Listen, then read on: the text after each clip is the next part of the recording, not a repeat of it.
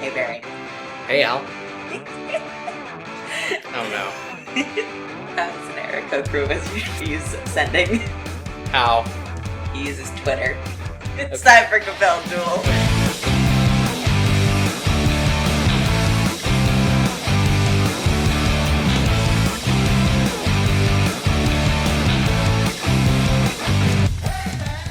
Hello, everybody, and welcome back to Compelled Duel. I'm Al, And I'm Barry.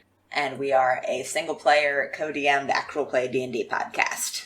So, last time on Compelled Duel, we checked in back in Australia with Leoril Valcyne, who was having some friendship drama, and as it turns out, some very threatening situations happening to her. But she overcame very well, and we last left her having a panic attack, but, you know, it happens to the best of us. And last time we checked in with Leo, he had gone to the sovereign principalities of Tordun, 9 allied city-states over in the mainland continent next to Australia. He had tried valiantly to impress the Council of the Sovereigns. It did what it did. He said his piece. And he had an encounter with the princess of one of the city-states, Eleanora Ashthorne. He couldn't get that lucky. He is unsure of where her loyalties lie, but he did allow her to take him on a merry jaunt through the city to a tavern where he immediately got enveloped in a bar fight. He got shit-kicked, is Yes, what you mean yeah. to say. He got shit-kicked, yes. Are you still mad about it, buddy? A little bit. He got shit-kicked, for sure, for sure. Eleanora ran off, and Leo was introduced to a charming stranger by the name of Zed Stonebloom, who is a self-described bounty hunter and a not-so-self-described drunken himbo. God bless him. Are we getting right back into it where we left off, or...? Yep. Okay. Leo, you are in the tavern, and you are sitting at a table with this charming half-orc stranger who has introduced himself as Zed. Am I still super bloody? Quite, yes. Cool. And also Eleanora just fucking took off. Yeah, she did. I don't think Leo's gonna follow her at that point. I think his ego's a little too bruised. So he's just gonna sit there, quietly bleeding, and just put a hand up for another drink. And when the barkeep comes over, he's gonna turn over and say, "Listen, sir, I'm very sorry that we, did the property damage that we did. Can I have another drink, first of all? Again, top shelf whiskey, please. Also, can we do something about them?" And I point to the unconscious ruffians on the floor. Zed puts a hand up actually and says, "I have a plan with them. If you could just leave them on the floor, I would deeply appreciate it." Are we not gonna tie them up?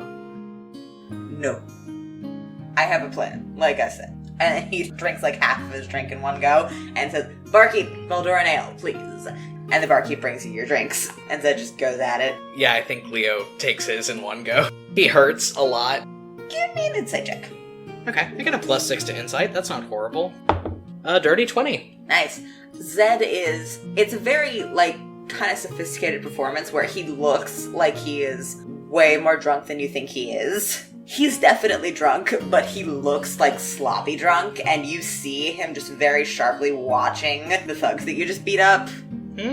Like, one eye on the thugs that you just beat up, and one eye on the rest of the tavern.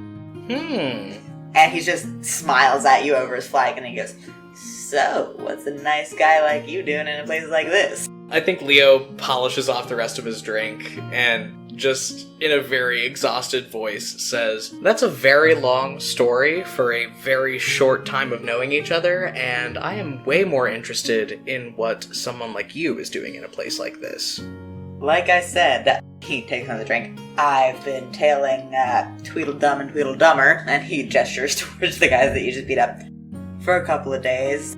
Connected to one of my projects, we'll say. One of my contracts." Correct me if I'm wrong, but didn't you just agree that I'm your next contract, so shouldn't you divulge any current projects that you need to wrap up before getting to work for your new employer? He winks and says, "Oh, don't worry, sweetheart, I'm good at multitasking." You know, if Leo wasn't so busy slowly bleeding everywhere, he would be way more into that than he probably is right now, but at this point I think he just kind of blinks really hard and finishes his drink. So, where do you need to take the aforementioned Tweedledum and Tweedledummer now that we're done with them? Although, if you want to tie one on before we go, I'm totally okay with that. And Leo leans forward and kind of perches his chin in his hand. He says, oh, no. There's no bounty on those two. I'm going after a bigger fish. So I'm just gonna let them run on back to the guy in charge. Do you think the fish is big enough that the Council of Sovereigns would be interested in it? I don't get myself much involved in politics. And he, stretches. I'm talking for a big paycheck, Zed, which I think you're much more interested in. Fair assumption. Let's just say I have some inroads, and if you're looking to collect a little bit of a, annual bonus on this, consider it gratis of your new patron. Also, I'm leeching most of my money off King Silvertree right now. It's not going to be that way permanently, but I think endearing you to the man might also be a good business choice for both of us. And if anything that I know of the man is any indication, endearing you to him will go super fast. I'm assuming Zed's pretty. Is Zed pretty? Zed's quite pretty. Okay. Shoulder-length hair that he has tied back in kind of a high ponytail. Ornamented tusks, he's got dangly rings coming off of him. He's got a full sleeve tattoo, just kind of snaking up one arm. Florals, and there are various animals kind of etched into it, and scattered little bits of rune work. You really had to come for me personally with yes, this I did. one, didn't you? Yeah. God damn. So you want to let the chucklefucks that stabbed me go. I want you to say that to me, to my face. Really quick before we move on with any more of this. Oh, don't worry. I'm gonna get him eventually. I get everybody that I go after eventually. I'm very persistent, and he winks again. But they're no good to me unless we can cut the head off the snake, you understand? Crystal clear. I think that you, after, again, we can totally tie 1 or 2 or 3 on if you want. Eleanora has apparently abandoned me. So, if we, just want to finish up here, I think you should definitely come back to the palace with me, because I think we have some people to talk to. He leans in, and Mirror's posture puts a head on his hand, and he says, oh, I was planning on it, if you were amenable to the idea. Leo just puts his hand up for another drink. Yeah, the bartender delivers you another drink. The bandits that you've beat up very handily start to, stir a little bit. Not now, Josh. Josh picks his head up, and you say, not now. He goes, okay, and just lays back down on the ground. Probably Leo would be down for a couple more drinks. Before they go back to the palace, Leo is going to try to flag down the bartender. Yes. Good sir, do you have anywhere that I could wash myself of all the blood that has accumulated on my person? The bartender says, well, we rent rooms out if you're willing to shell out. And then Zed raises one hand and he says, actually, I am currently renting a room at this fine establishment, if you'd like some privacy. That'd be great, Leo says. Fantastic. Zed slams his final drink. I think he's had 5 goodly flagons of ale. And he weaves a little bit as he stands up, but with that dirty 20 insight check, you can tell he's faking most of it. Can I roll for how drunk I am? Because I'm a small man, and I've had a lot of whiskey in a short amount of time. Yeah. And also I've lost a lot of blood. Do a constitution check. 16. You've had a lot of whiskey in a short amount of time, but you did a lot of hard drinking with coalesce as a teenager. Yes, I did. You can hold it pretty well. Excellent. He leads you up the stairs, again, weaving a little bit as he's walking, but very, not obviously faked, but you rolled insight well enough that you can tell he's faking. And then he shoulders the door open, and you see a pretty basic, generic inn room. It's not super nice, but you see that what you assume to be his belongings are very carefully packed up and are shoved in a corner. It's very Spartan, and there's a lot of open space that he's cleared. There's a wash basin in the corner behind a screen. Yeah, I'm gonna go wash up and make myself look not as much like I've had the fuck beaten out of me. Zed will give you privacy as you do that. Okay, well, there's a screen, right? Behind the screen, you can see him moving around. He looks like he's going through a martial arts kata, stretching and just practicing some punches. Yeah, I think while Leo's cleaning out his various wounds, just kind of over the screen, he's going to call, so, if you couldn't tell, I'm a little bit new on the scene. Do you want to tell me what the Order of the Golden Tusk is? He barks a laugh and he goes, stuffy monk order up in the mountains. Largely orcish, but not exclusively. I was inducted into it at a young age, and it turned out to be not as much my scene as my mother thought it was going to be. You understand? Very intimately, actually, Leo Yeah. says, and finishes kind of cleaning himself up. So, if you would like to gather your effects, Mr. Stonebloom, we can proceed to the palace, and I will need to make a little bit of a change, but then we can go talk to the council. I'm sure they're still deliberating. Yeah, it sounds like politics.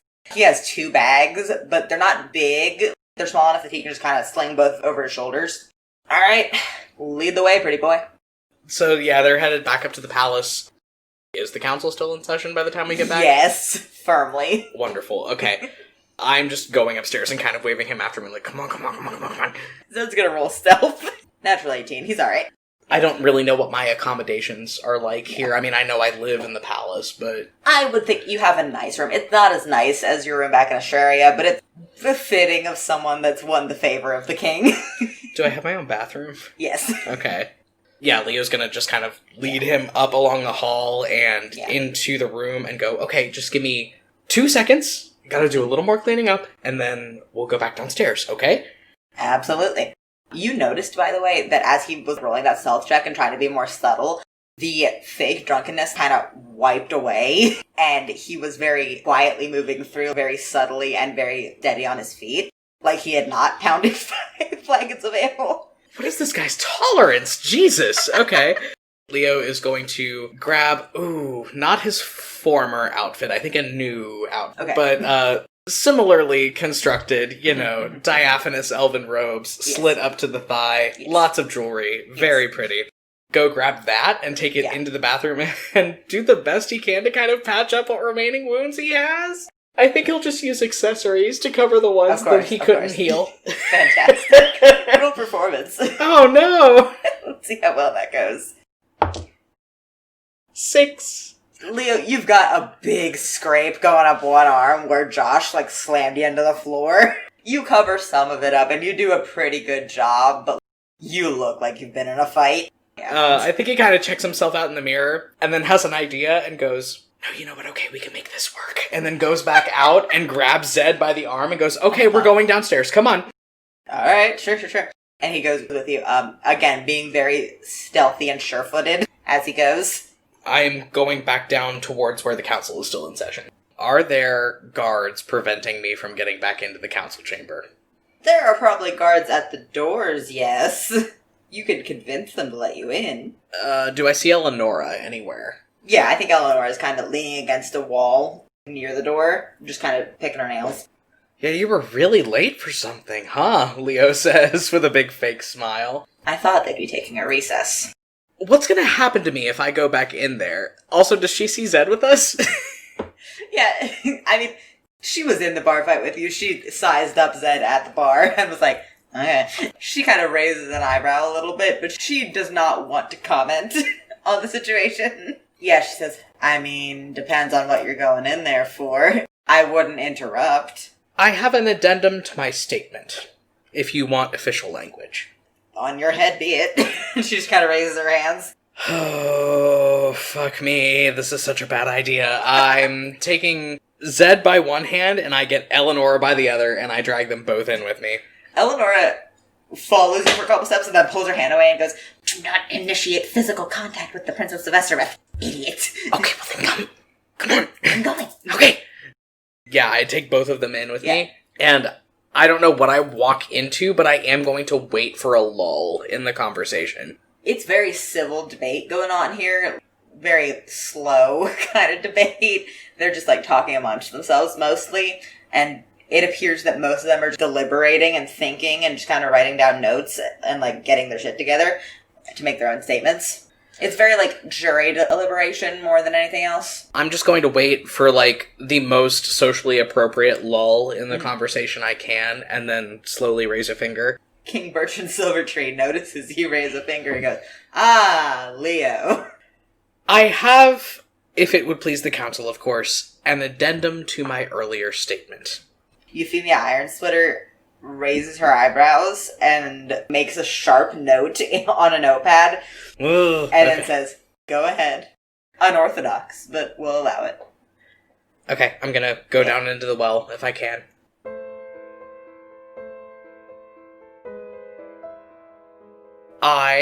Upon further examination of the statements that I made earlier in the council meeting, that I am seen as a stranger in these lands and am unfamiliar with your lands and with your culture, decided to go out of my own accord into the city, Leo says, and looks over at Eleanora like, I'm not gonna sell you out to your dad, don't worry.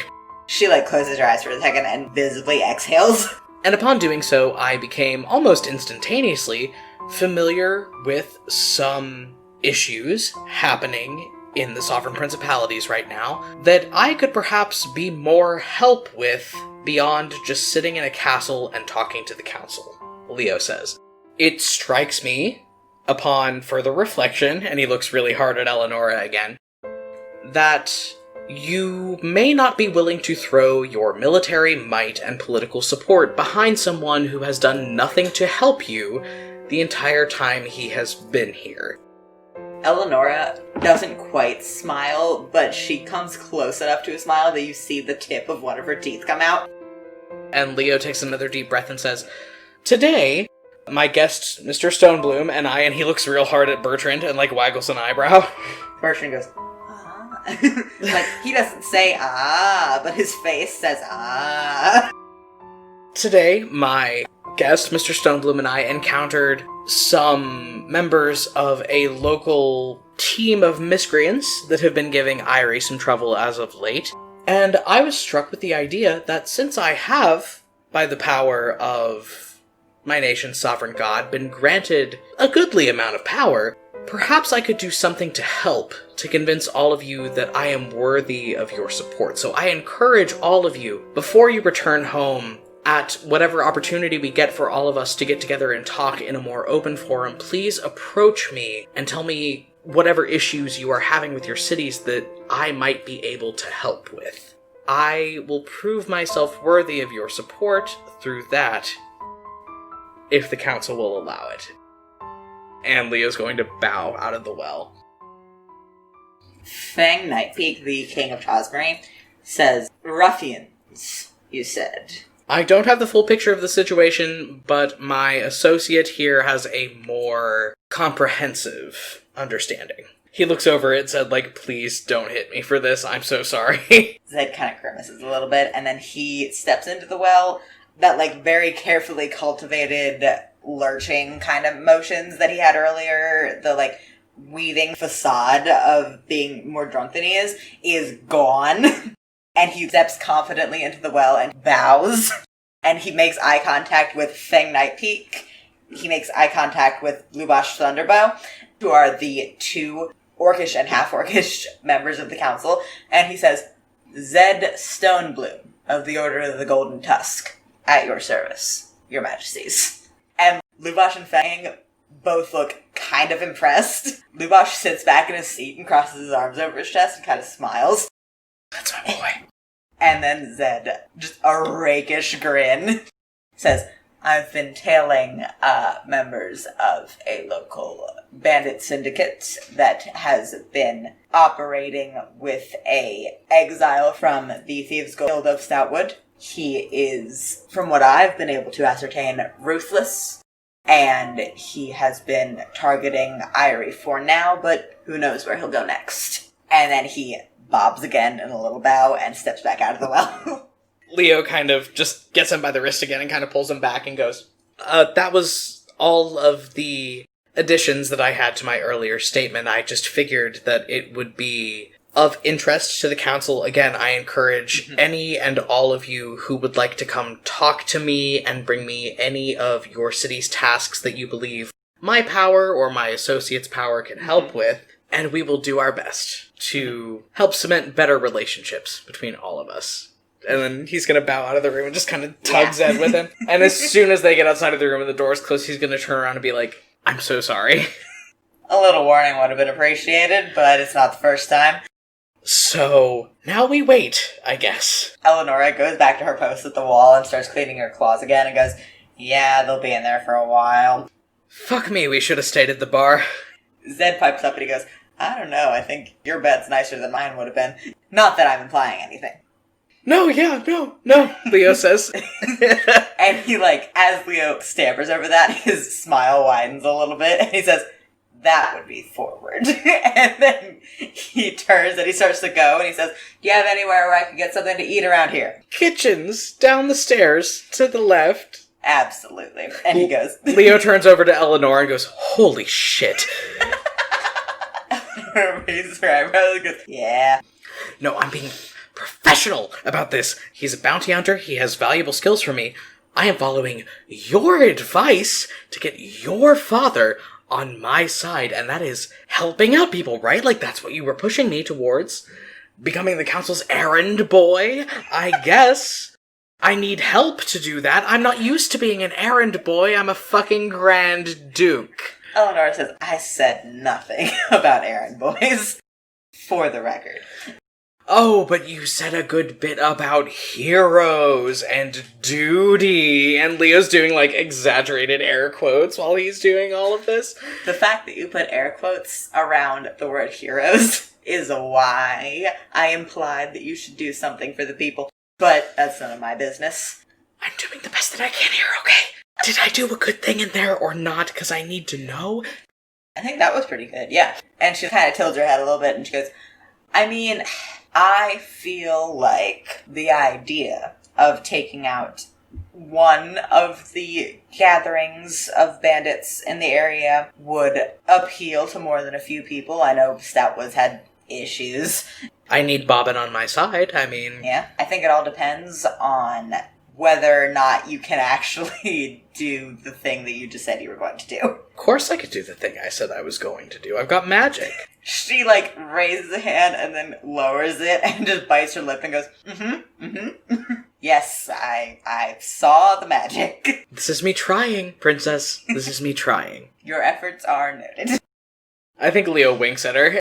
She raises one eyebrow, goes back to cleaning her claws and goes, slow down there, pretty boy. What is it? I'm not offended by it. I'm very well aware of how pretty I am. But I swear to God, I've heard that word more times in the past 24 hours. And then he just puts his hand up and goes. Hate to see you leave, but love to watch you go. What's the deal with waiting for the council to deliberate? Like, are they all staying here? What's happening? When they deliberate for extended hours, they usually don't really leave the council chamber. They have King Warren, like, nap in the council chamber. I'm gonna stay up and wait for them to finish deliberating. I think you get back to your room and Zed is just sitting there with, like, a loaf of bread and a block of cheese. You know you could have gotten, like, lobster thermidor, right? You know, like, bread and cheese. Did you go to the kitchens? What did you do? Yeah, I went to the kitchens. You said the kitchens were downstairs. That's the only thing I know where it is. And then he, like, takes a big bite of cheese and goes, besides, carbs, fat, keeps me going for hours. I bet it does. Anyway. He does snort, just... I hope that was okay. Again, you know, this is a paid position. You know, I'm not asking you to be here out of anything voluntary. I'll just go ahead and say that you'll get a bonus for that. I'm really sorry. I had to make a lot of decisions on my feet. It's been that way for, like, the past 5 years, really. He just kind of nods. He goes, yeah, no, I get it. I don't love leveraging my status, but I know when it's warranted. Besides, you only promised that I was going to do the thing I was already going to do. I tried really hard not to implicate anyone in this that wasn't already as deep in it as I was. But given that you'll be getting paid for this, and I can't emphasize again how easy this paycheck is going to be, all you have to do to fit in here is be pretty. That's it. That's it. That's literally it. It's why I have thrived so much. He does nod and he goes, yeah, I got some vibes off the old man. Do what works, right? Yeah. Hey, if you got it. Oh, I've got it. He raises an eyebrow and he says, I noticed. He takes a big bite of bread and he goes, you should know though, I can't do that sort of thing more than like once a year or they'll start checking in with the order and that won't go so good. So what happened? You said you were a former monk. I mean, if you don't mind me asking, of course, I totally understand stories that people aren't willing to tell, but what went on there? He finishes the bite he was working on and he just kind of like wipes his mouth and goes, a mixture of personal drama and they weren't enthusiastic about my extracurricular activities, we'll say. Damn, once again, I really wish I had a drink to raise to that. Apparently, we have much more to talk about later. Fantastic. I would love a conversation. And he just, again, props his head up in his hand. Yeah, Leo says. And then leaves the room. He leaves his own room? Yes, he leaves his own room. Fantastic. Listen, he's been on a 5-year dry spell. I claim no responsibility for what happens next. Yeah, and I think I'm just gonna go find Eleanora and wait for the council to finish deliberating. They go for most of the night. I think they break around dawn. Everyone kind of shuffles out. Very bleary-eyed. Warren Dawnchaser is being carried by his mother in a piggyback. Little buddy. Crown half knocked off his head. Aww, little buddy. Yeah, Leo's respectfully finger gunning at all these people as they walk out do you need anything? Can I help you with anything? Do you need anything? What can I help you with? Isaac Ashthorne, I think, is leading the procession out, and he rolls his eyes. And then pats Eleanora on the head and says, I'm going to bed. You should also probably go to bed. I'm going to bed, for sure. And then he, puts his hands up in, a pleading motion and turns to his daughter and says, coffee. And Eleanor says, yeah, I've got it. I'll bring it up in 6 hours. And Isaac goes, thank you. And then he goes.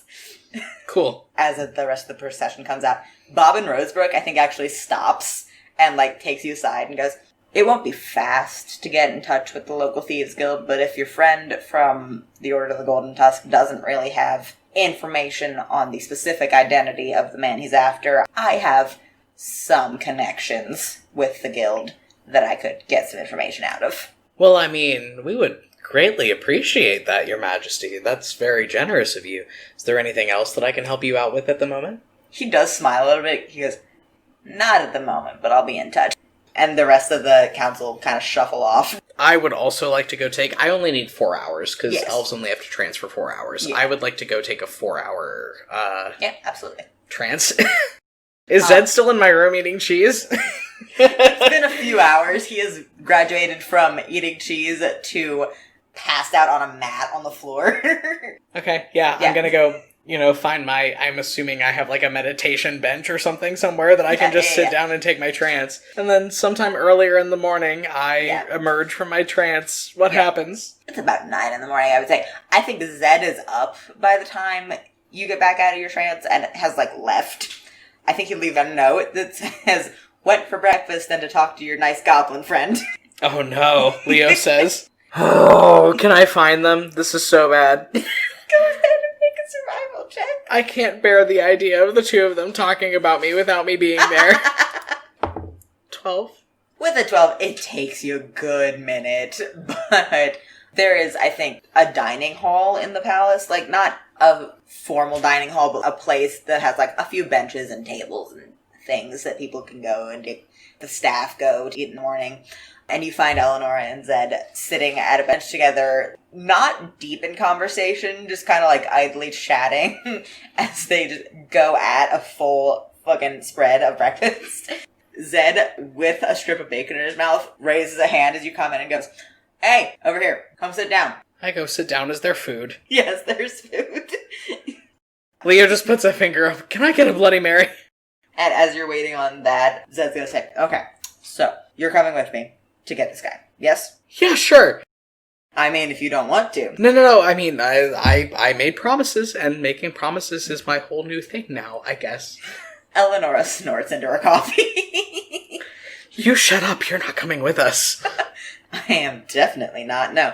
Wonderful. Okay. And let me just say, yesterday a lot of the shit that happened to me happened because those gentlemen were very unsportsmanlike, and I wasn't ready for that as somebody who's had a formal fencing training. I do know how to swing a sword, though. I'm not totally helpless. I understand that I got totally shit-kicked, and you guys ended up totally fine. Again, because I healed you. Can't stress this enough. Because I healed you, you both ended up totally fine, and I still ended up shit-kicked. Thanks for that, by the way, as Zed says. He's going at his breakfast. He's, paying attention, but he is fully just putting away half this breakfast spread. So yeah, what do these guys do? Why are we going after them? What are we doing? Debrief me, please. Said, please. Well, mostly they've been going after caravans, because that's kind of an easy haul. You know, if you can take out a couple wagons on a caravan, then you've got enough shit that you can fence, that you can upkeep a camp for like a few months. Lone travelers a lot. The whole going into the city thing is new. I think it's a new strategy. So you're telling me that Josh came to that bar yesterday as part of a strategic intervention? I didn't say they were smart. To be fair, they only went after you, and they did shit kick you. No offense.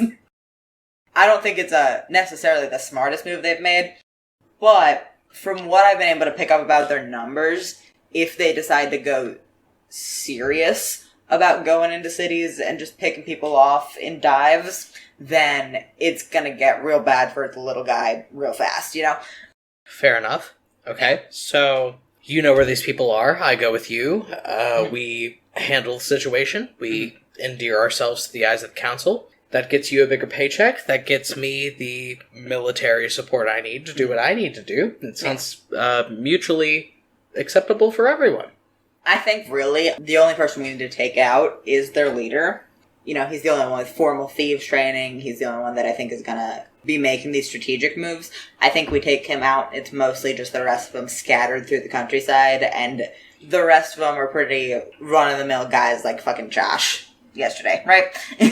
I'm gonna go change back into my armor, because this, Leo waves, Zed does give you the once-over, and he goes, yeah, pretty but ineffective. So you set out. The reason Irie and the rest of the cities have the high walls that they do is because most of Tordoon is largely not organized into, like, settlements.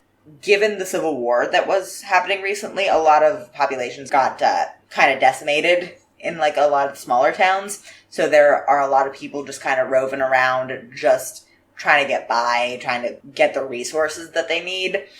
As he's, like, shouldering his pack and kind of getting on the trail, he's like, so, from what I've been able to gather, they have established camp about in the neighborhood of 5 miles that away. And he points away from the lake. And he says, as far as I can tell, there's a couple dozen of them, but if we're, like, quick and quiet, I think we could just kind of get the big guy. Well, I mean, okay, I don't think I've walked 5 miles in the last 5 years, so let's just go ahead and do that, and then we'll cross that bridge when we come to it. Okay, and I guess we're leaving the city. Yeah, you walk for a couple miles. Zed is, like, fine. I don't know how Leo's doing. Yeah, I mean, he's got a +2 to strength and a +2 to con. Like, he's okay. Yeah, he's doing alright. It's not super easy. The land around Irie is rolling hills, and there's a lot of up and down. It's kind of annoying. You do okay through this trek, and then you go about 4.5 miles, and you hear a rustling in the bushes. And I'm gonna need you to roll initiative. Fuck. Well, Leo rolled a 22, so... Nice. So Leo's not gonna go first in the initiative, and they get a surprise round on you, but Zed rolled a nat 20 on initiative. Dope. So that is going to negate the surprise round on him.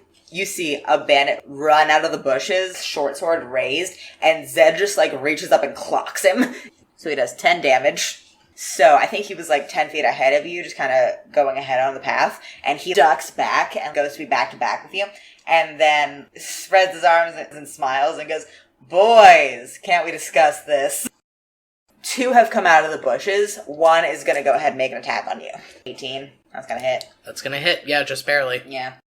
6 damage. So 2 came out of the bushes so far. The one that attacked Zed and the one that went for you. And it's the one that came after Zed's turn. He's going to run up on Zed. So that's an 8 total. He does not hit Zed. And then 2 arrows in quick succession come out of the trees. Headed for Zed. And fucking neither of them is going to hit. And he laughs as they miss and goes, "Aw, man, I thought you guys were at least going to put up a fight." And then it's his turn again. And the one that attacked him originally that just tried to swing on him again, he's going to go ahead. And so Zed's going to hit this guy for the first one and do 5 damage. That is enough to knock the first bandit unconscious. And then he's going to turn around and clock the one that just swung on you. And that's also going to hit for 7 damage. And then it is your turn. I'm gonna get the one that's on me with... Yes. I'm gonna get him with a chill touch. It's a +6 to hit. 15. Yeah, it's gonna hit. Okay. So that's gonna be 1d8 damage. Yeah. Necrotic. 3. The guy that went after you is bloodied. And then it's his turn and he yells, "Retreats!" And then, picks up the one that Zed just knocked out and just runs. He will provoke an opportunity attack if you want to go after him, but he yelled retreat. I'm gonna get him. And I rolled a nat 20!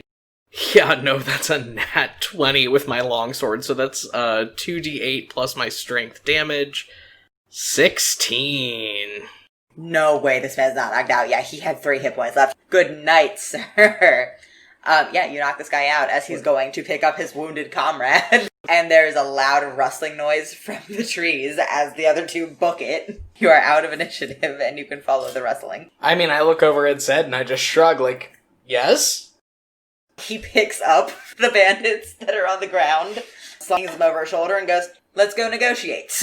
And then just starts off. Yeah, I follow him. You go about another half mile up the road and you start to hear noises of brawling and conversation and a roaring fire, and you come up on this bandit encampment, and as soon as the tents are in view, Zed raises a hand, waves, and goes, "Alright, stealth is off the table, so who's in charge? Who can I talk to about?" And then he slings the other bandits off his shoulders. He goes, "These," and just dumps them on the ground.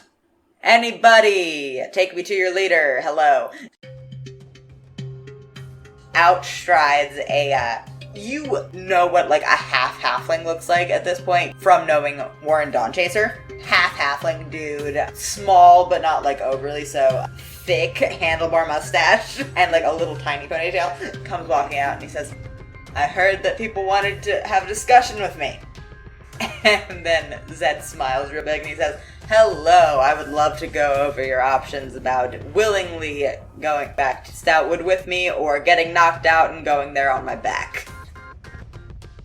"And why would I go back to Stoutwood, sir?" And Zed puts his arms down and cracks his knuckles and says, "Because either you go back to Stoutwood or me and my friend here never stop chasing you." Never? Puts a finger up. As if to shush you. Never. Let me be very clear, my good man. I am Zed Stonebloom. I have never shirked out on a contract. I do not get bored or tired or sidetracked like some of the other people you may have met.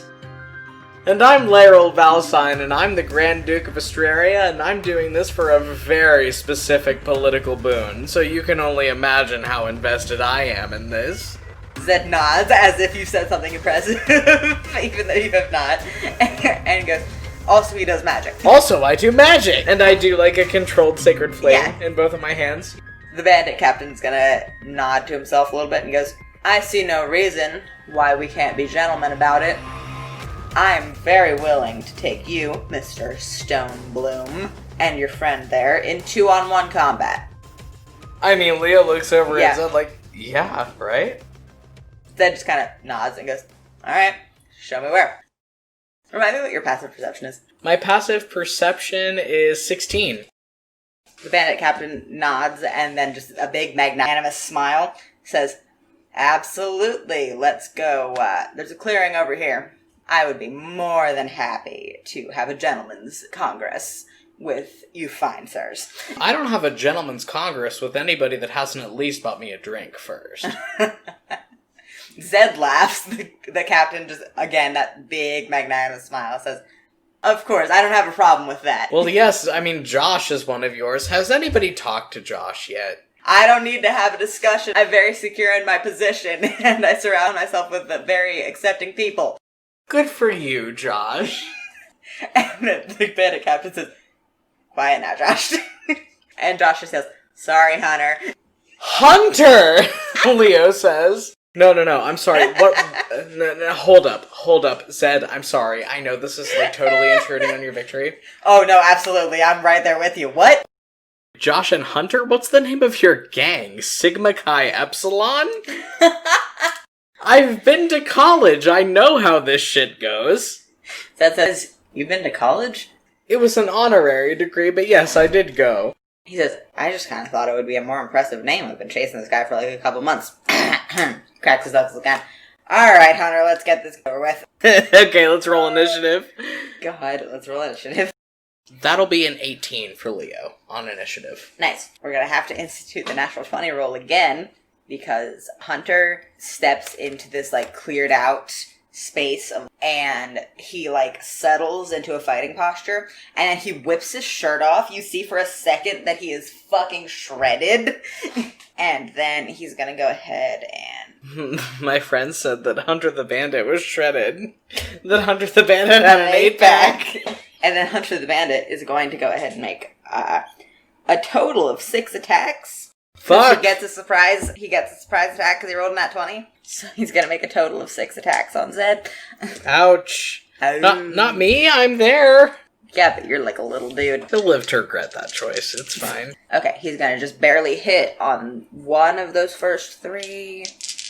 And then just barely hit on another one of the second 3. So he's going to hit on 2 attacks total. 13 total damage on Zed. Zed looks not awesome. It's a hard hit, but then it's Leo's turn. I'm going to cast Bane on this guy. So I need you to make a charisma saving throw for Hunter. It's a 17, actually. That does it. Yeah. Okay. Leo doesn't do anything. Then Aww. Zed yells, "It's fine!" And then he's going to go ahead and make... start with 1 attack. 17. That'll do it. That'll do it. And then he's going to do Flurry of Blows. So he's going to make a total of 3 attacks. Misses on 1 of them, but hits with 2. So that's 3 plus 6, 9. And then it's going to be Hunter's turn again. 3 attacks. Swinging on Zed. 6 more damage on Zed. So I'm going to do a Toll the Dead on him. Nice. So that's a wisdom save for Hunter. For Hunter, the bandit, he rolled a 3, and would you believe it, he's not very wise. That's only a 6. But as a bonus action, I can Healing Word Zed, so that's 8. Yeah, so Zed gets 8 back as bonus action. He laughs as you hit him with the Healing Word and, like, flexes his shoulders back and goes, "Ha, I can keep doing this all day." You're really getting me with the Stucky dynamic, huh, bud? Oh, man. Yeah. So he's going to go ahead and make 2 attacks on Hunter the Bandit. Yeah, he's going to hit on both of those. Get him! Going to do another 9 damage. It is Hunter the Bandit. That. He's going to go ahead and make 1 attack on Zed and 2 on Leo. So he hits Zed with the short sword, but that's about it. 9 damage to Zed. And then it's Leo's turn. How does Hunter the Bandit look? On a scale from 1 to 65, is that about a 41? Okay. As he stabs Zed again, Hunter the Bandit goes, "Gentlemen, you've made your point. Surely we can let bygones be bygones at this point." Leo's gonna cast a 2nd level Inflict Wounds, so I'm gonna roll a spell attack on that. Hey, that's a 19. That's gonna hit. Brilliant. Would you believe that that's 4d10 necrotic damage? Would you believe that that's 35 damage that Leo does to this asshole? Just goes up and hits him? Delicious. He's still standing, but barely. And Zed is going to delightedly say, "Ooh, nice hit. Let me try." And then... Get him. He's gonna hit on 1 of those. It's okay, that might be enough. Come on, buddy. Ooh! Zed rolls 7 damage and knocks Hunter the Bandit out in 1 hit. And as he does that, a shape falls out of a tree above you. What do you mean, a shape? A blur. You can't tell what it is at the moment. There is a gleam of metal. There is a blur from the trees, and an assassin drops and plunges both daggers into Zed's back. No! And he goes unconscious. And the assassin jumps to their feet and looks at you. And then, like, settles into a fighting stance for a second. And then thinks better of it and runs off. What? Cure wounds, 2nd level. The bandits are advancing on you now. That's fine. If I don't have somebody to punch people, I'm not worth shit. Cure wounds, 2nd level. Okay. Okay, so that's 2d8 plus 4. Holy shit, what the fuck just happened?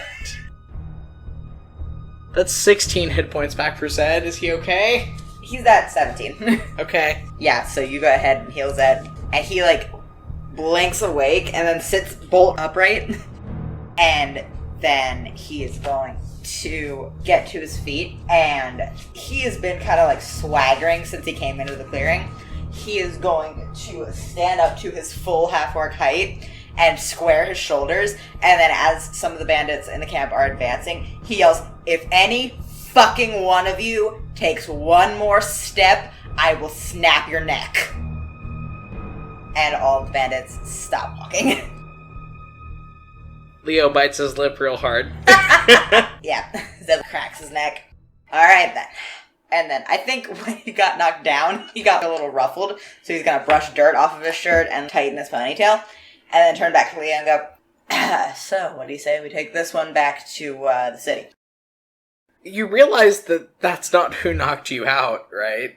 Yeah, well... You realize that somebody totally unrelated dropped out of the trees and stabbed you in the back, yes? No? You didn't realize this? That just kind of happens sometimes. See, I don't know how on board I am with that. So what if, between the two of us, you take Henry Hunter, who isn't here, back to the palace, and I go find who the fuck just stabbed you? Because I'm a little concerned about that, Zed. He still looks very serious, and he goes, "That's a problem for later." No, I think it's a problem for now. Roll persuasion with disadvantage. So that was a nat 20 and a 14. So that would be an 18. And then roll insight. Hey! That's a 24 to insight. So, yeah, 24, so an 18 persuasion, 24 insight. With that 24 insight, he sets his jaw really firmly, and he looks like this is not a discussion he fucking wants to have. And then he just leans in and he goes, "I'm handling it. It's fine. Let's get this chucklefuck back to the palace." Leo kind of stares at him really hard for a second and goes, "We're gonna talk about this later, but okay." Zed scoops Hunter up and slings him across his shoulders and then claps you on the back and goes, "Like I said, personal drama." And then sets off. 5 years I went and nothing happened. I went for 5 years, I was taken care of. Why am I aspiring to more right now? This is what, within a day, within 24 hours, this is what happens. Okay! And then Leo follows after him. Yeah. You go back to the palace. You would know that it's been a little while. By now, the sort of post-meeting gala the council arranges every time they have one of these things. It's not a super big thing, just sort of the sovereigns and their accompaniments having good food and just kind of chilling out and decompressing after the council meeting. Is Zed gonna cause a big to-do here, or...? It depends on whether or not you tell him not to. I grab him and say, "Don't cause a big to-do." Zed, with Hunter the Bandit's unconscious body slung across his shoulder. Oh no! Actually, no. With that being a given, please come with me. I'm gonna take him over to Bobbin Rosebrook. Bobbin, he's a very mild-mannered half-man, so he just kind of looks up and adjusts his glasses as you walk over, and he says, "What is the meaning of this?" This is the leader of your bandit problem that Mr. Stonebloom and I have neutralized. I didn't intend for it to play out this way, with, this display of everything. I just want to assure you. But this particular group will not be giving you trouble anymore. Fantastic. And then Zed just kind of hefts the unconscious body that is on his shoulders and says, "Anybody in particular I should give this to?" And Bobbin says, yes, I... And then he, snaps, and, one of his guards that follows him everywhere comes over and just takes this unconscious man. My associate, Mr. Stonebloom, will be demanding an appropriate bounty, of course. Of course, yes. Let me just... and then he, takes a ledger out of his pocket and goes, "Carry the one, and..." And then he goes ahead and he just takes a couple of little pouches out of another pocket and just tosses them both to Zed. And Zed says, Much obliged, King Rosebrook. And he just nods at you, and then he says, if you don't need me, I'm hungry. Go. Yes. Yes. Go. Yeah. Have something to eat. It's fine. Yes. I have some work to do anyway. And then I turn back to Bobbin. Before you do that, Zed winks and says, don't be too long. I don't know if it's appropriate to ask what that means, but okay. King Rosebrook, can I count on your support in my effort to reclaim my birthright? Please just say yes. I can't calculate much more beyond yes or no right now. Yes. You seem capable. It's the first time anyone's ever said that to me. Support-wise, that means that I have Bertrand and Bobbin for sure, right? And everybody else is kind of up in the air? Yeah. And Warren Dawnchaser. But only him and not his court. Him and not his court. Okay, him because he thinks I'm cool, yes. Right? Oh, man. I hate how horrible this is, but this, playing my character-wise, this is the angle that Leo would shoot for. I'm gonna go find him. I'm gonna try to find him without his mom, or without anybody to translate political shit there. Warren Dawnchaser is a 10-year-old boy, so he is hanging out by the buffet table, and he is just trying to very subtly scarf cream puffs.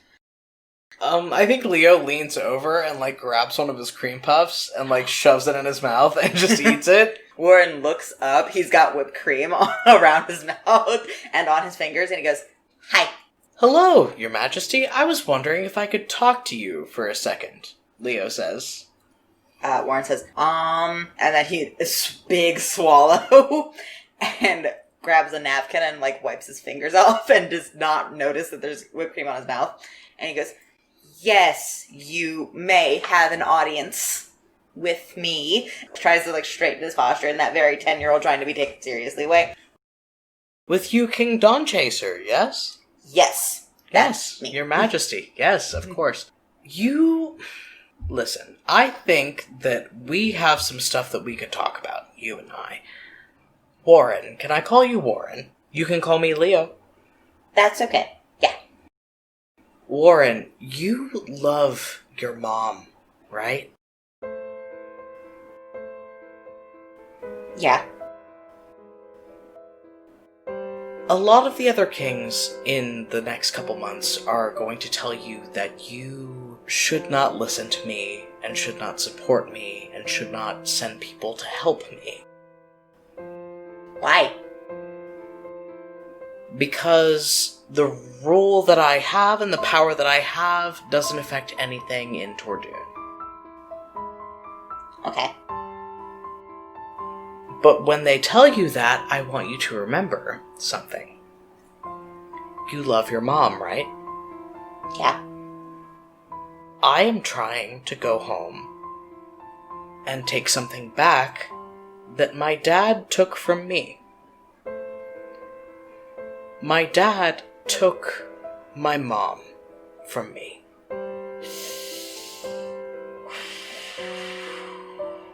And I miss her a lot, Warren.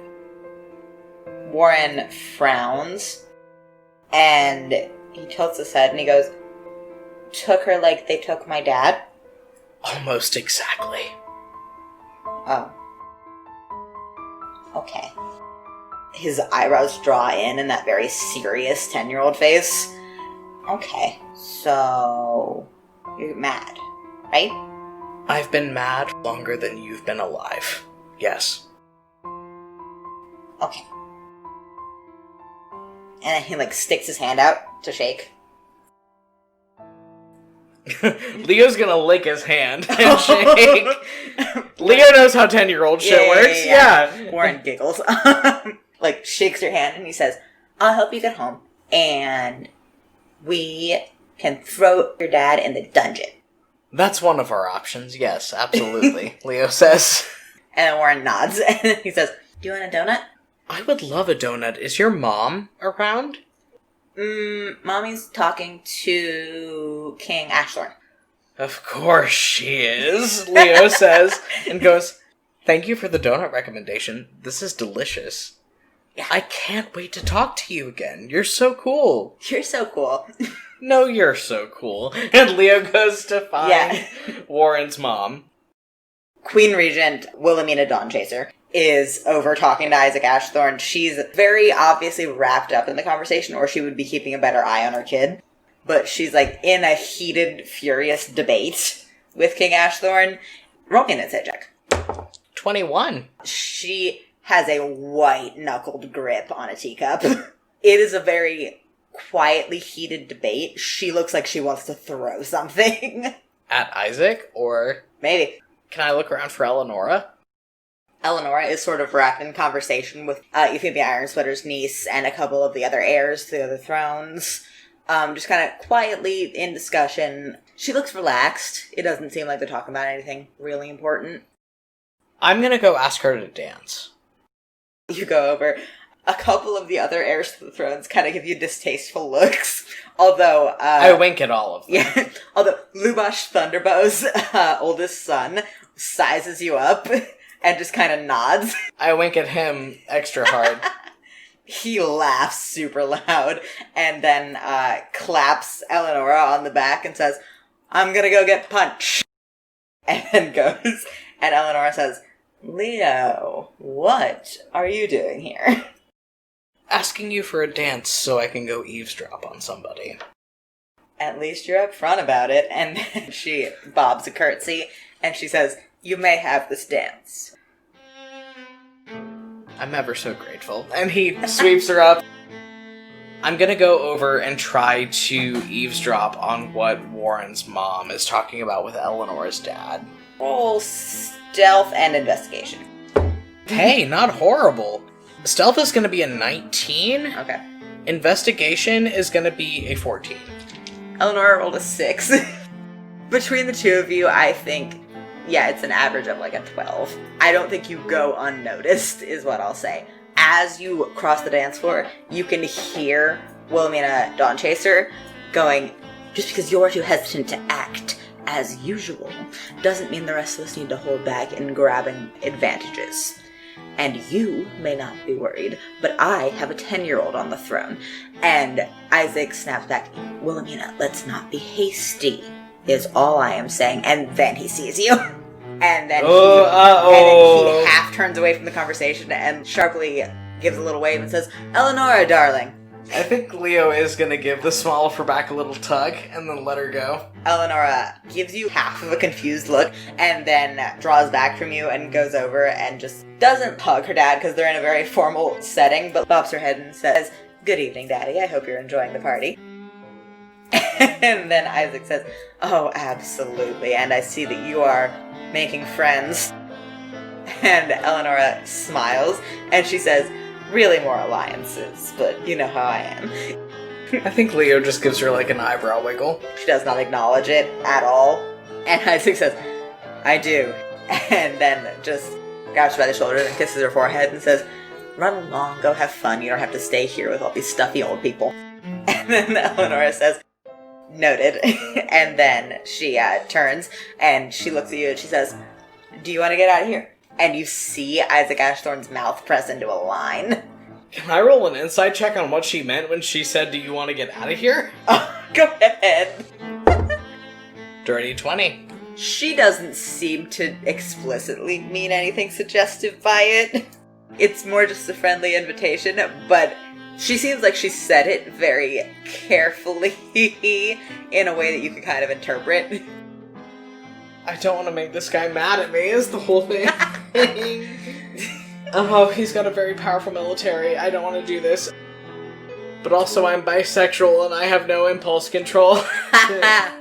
Because I have trauma and a relationship that I broke off 5 years ago against my will. Leo grabs her hand and makes a little bit of specific eye contact with her dad. And yeah, I just lead her off to the nearest, balcony, private area, whatever. She waves over her shoulder at her dad and then just goes with you. There is a balcony off of the room where a party is being held.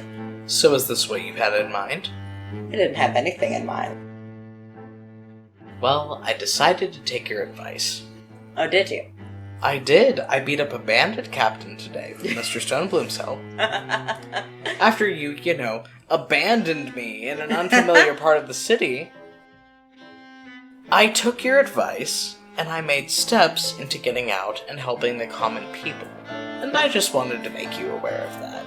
Since, you were talking about preemptively forming alliances. Princess. She smiles and she leans on the balcony railing and she says, "Oh, I've been very aware of everything you've been doing the last few days." How? Oh, don't take it like that. I'm not spying on you. How else should I take it, given that you haven't had much interest in me until this point? You should take it as I've been paying attention. And if we're in the business of taking my advice... She leans in, and she has a hand on your shoulder, and it, tightens into a vice grip, and she says into your ear, "I'm not going to be a bargaining chip in you trying to win over my father and his army, dear." And then she kisses your cheek, and then she goes back in the party. Oh, after she goes, Leo just very quietly whispers, "I'm too fucking bisexual for this," and then leaves the room. That's it for us this time on Compelled Duel. Oh god. Anyway, next week, we'll be going back to Ferrora dealing with actual political shit instead of whatever the hell happened here this week. Anyway, see all of you next time on Compelled Duel.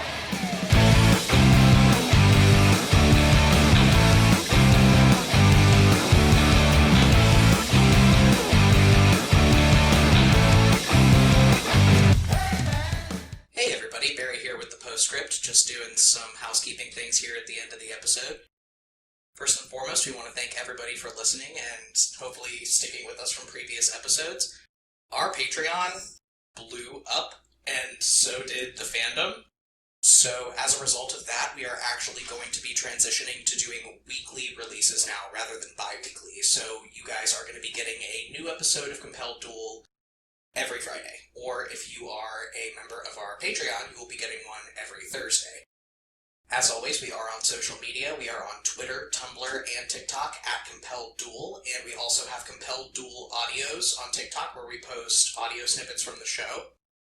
And from the bottom of our hearts, we just want to say thank you to everybody that's been making us fan art, writing us fan fiction. It's been absolutely insane to watch the Discord and watch all of you guys on social media creating things for this thing that we've made. It's been absolutely wild.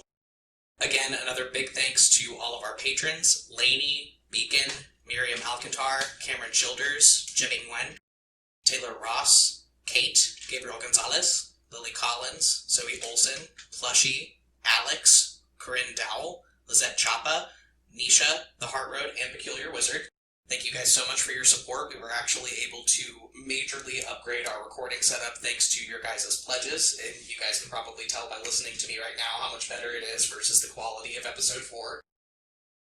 If you're enjoying everything you've listened to so far, and you're listening to us on Apple Podcasts, a great way to help us out would be to leave us a rating, and if you have the time, a review on Apple Podcasts. That will help get us promoted to a wider audience, and again, this has proven to be a very effective advertising strategy. If you are really enjoying Compelled Duel, tell 3 friends about it, and if they like it, ask them to tell 3 friends about it. We have gone from something like in the neighborhood of 45 followers to almost 150 in the course of 2 weeks, which is absolutely wild.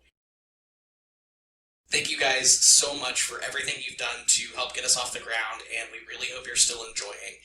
And we really hope that you'll enjoy our new weekly release schedule. So the next episode is going to be releasing on New Year's Day, January 1st, 2021. Or if you are a top-tier patron, it will be releasing on New Year's Eve, December 31st. Have a nice week, everybody. See you next time.